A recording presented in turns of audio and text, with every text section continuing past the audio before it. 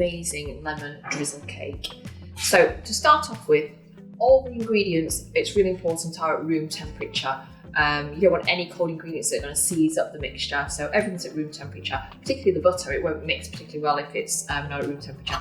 So I've got 125 grams of softened butter, which I'm just going to pop straight into the mixer.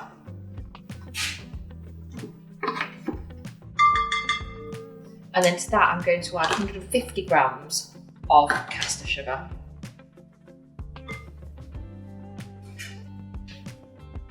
And I'm just going to start to beat these together. In the meantime, I've just got 2 eggs and I'm just going to give them a quick beat.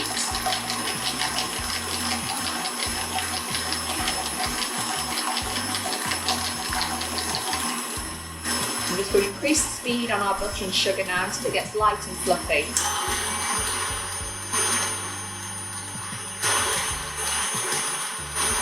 So our sugar and butter is now light and fluffy. I'm just going to turn it down a little bit and I'm going to gradually add our eggs.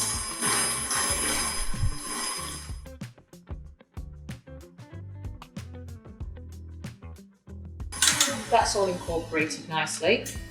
So I'm just going to this up and get rid of this. Okay.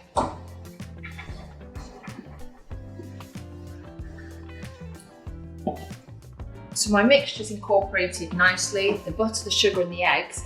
And in here now I've got 180 grams of plain flour, and to that I've added 2 teaspoons of baking powder. So first of all, I'm just going to scrape down the sides. I always think with the mixers, you always get a little bit more left on the sides. I'm just going to scrape that down and make sure it's all mixed in together.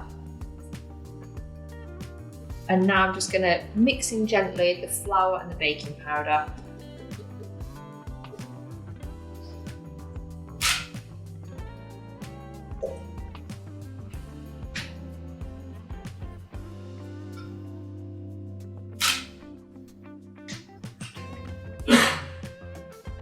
Okay, at this point it's a little bit dry because we've yet to add in the liquid part. But first of all, I'm going to add in the zest of 3 lemons. So I've zested 3 lemons and then I've juiced the 3 lemons. And the juice of 3 lemons will give you about half a cup of lemon juice. So first of all, I'm just going to add in the zest of the 3 lemons. This really is a lemony lemon cake. Pop that there, and I'm just going to mix this in. Okay, and now to that, I'm just going to add just 2 tablespoons of the lemon juice. The rest we're saving for later. Just 1, 2, it won't go to waste.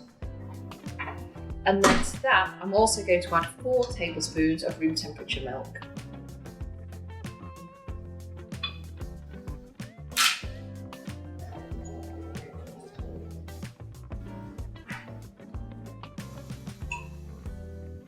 And then I'm going to mix it all together.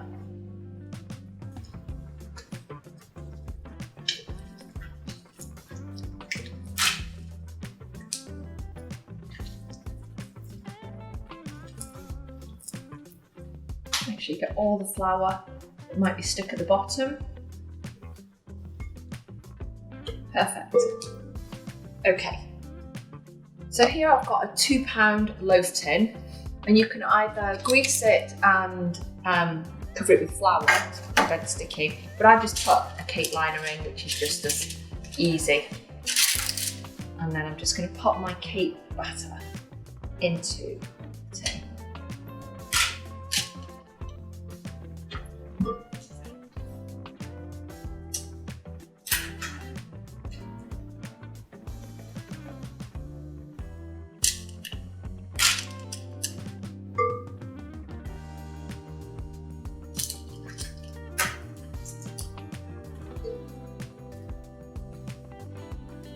And then we're just going to spread it out so it's even.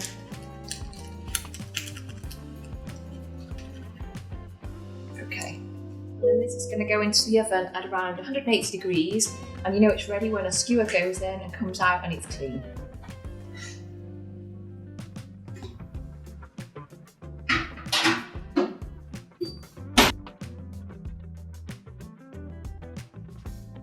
Okay, so our lemon loaf has had around 40 minutes in the oven at 180, and when I've stuck our lovely little cake tester in it, it comes out clean, so that tells me that it's done. So I've let it sit in the tin for around 5 to 10 minutes to cool down, and now we're going to make a lovely little lemon drizzle to go over the top. Really simple to make. I've just got some ice and sugar in a pot, and to that I'm just going to add some of our lemon juice from what we used earlier, our 3 lemons that we squeezed. So basically, I'm just going to add a little bit of the lemon juice. It's not a science, there's not a specific measurement for this. You want the sauce to be pretty runny, the drizzle, so it's going to be quite light. So just whenever you get that consistency, it's ready. So what I'm going to do now is I'm going to use my cake tester, because I actually want to make lots of little holes all over the cake so that the drizzle can soak through. So I'm just going to literally pierce it all over the top so it's well and truly pierced.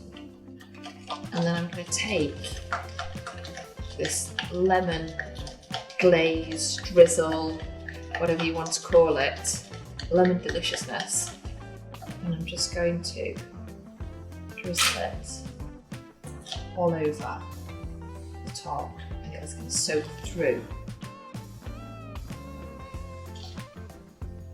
all the holes.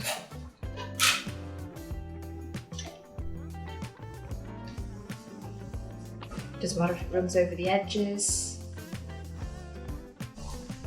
And the idea is now to let that sit to cool.